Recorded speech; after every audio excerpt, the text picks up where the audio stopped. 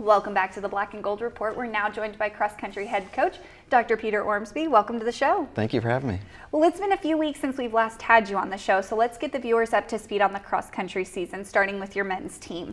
The Braves moved up to 5th in the latest Southeast region rankings this week and posted some pretty impressive finishes at both the Royals Cross Country Challenge on October 11th and the Sand Shark Invitational on Saturday. Can you give us a progress report on your men's team as we now move into postseason races?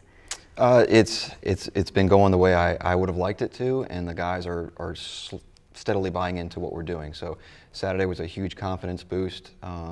Team place we would have liked to be just a little bit higher, but the times came out just the way we want them to. A little quicker right now going into conference, but we'll take what we can get right now. Well, you had some pretty notable individual performances on the men's side, particularly from juniors Tim Sigmund, and you've had some from Joel Johnston. Talk about the potential of both of those runners moving forward and who stood out to you over the last 2 months or so.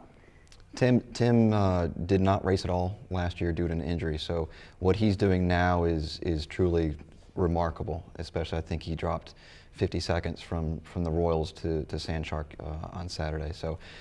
And then Joel is coming around as well. He's had some just getting used to the training and the mileage and stuff like that. So he's coming around. He would have liked to run a little faster, but like I told all of them, like, we're not tapering yet. We're not coming back. We're still in that heart of the season. Well, now on the women's side, UNCP has posted 7th place finishes at both the Royals Cross Country Challenge and most recently at the Sand Shark Invitational. Talk about the progression of your women's team through 5 events and some of the things you'd like to see from them over the next 2 weeks in preparation for the conference championships. The girls are following the guys. We just don't have a clear leader, but as evidenced by Saturday, Kendra kind of stepped up and took the #1 position, and then 2 through 5, 2 through 6 is a hodgepodge. But like I told them in the team meeting Friday night, the closer we are as a team, the higher the finish is. And they took that and ran with it, and then we're looking to do the same thing at conference in 2 weeks. Well, Olivia Lohman and Leah Tardanico look to have distanced themselves along with Kendra Dorn as your leaders on the women's side over the last couple of races. But what is the potential for some of your other runners to post some impressive performances in the postseason races that are coming up? I think we've got a couple. Kelly Chapman had a really nice breakout race on Saturday. Savannah Fornshell is coming back, and then Catherine George is coming back from injury and illness. So once they get 100% healthy, they're probably about 80 to 90% right now. It bodes well for the women's team, both at a conference level, which right now they're about 7th probably in the conference, and then regionals. I think they're a 6K type team to begin with, so the longer distance will benefit them. Well, as you've probably already learned in your first year as UNCP's head coach, the Peach Belt is a tough draw. But give us a preview of the upcoming Peach Belt Conference Championships and some of the things that fans should expect to see from not only your team, but from the rest of the field. On the men's side, Columbus State is always a perennial, #1 or #2. I think after Saturday's race, the guys are in that hunt too. So we're not counting anybody out. We're not giving anybody more respect than they deserve, and as evidenced by us, I think the same would be said for Pembroke.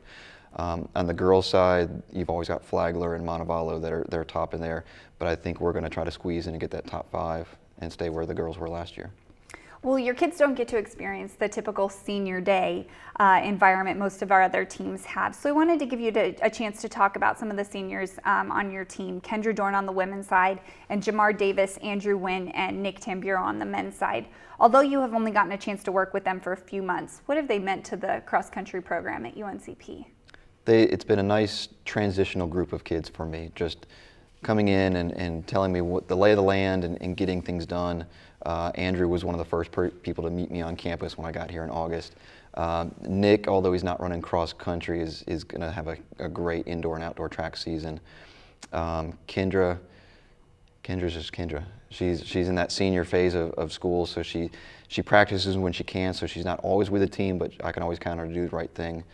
And then even with Jamar's a senior as well, and he had a great breakout race. So the senior group is leading the way for the up-and-comers.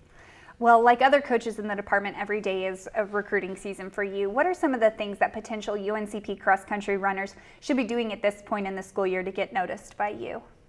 Shoot me an email. That's the easiest thing, is just shoot me an email, because there may be stuff that I'm looking for that I'm overlooking, and a lot of times I'll ask the kids on the teams, like, look, who should I be looking at? There's kids diamond in the rough that maybe running 20 miles a week that, aren't getting the same looks as somebody who's running 60, 70 miles a week with the time. So it's a lot of just getting your head out there and going on the website, filling out a prospective athlete form, it's a lot of stuff that goes into what we're looking for. All right. Well, thank you so much for being on the show with us today. Thanks for having me. And thank you for watching this week's edition of the Black and Gold Report. Until next week, go Braves.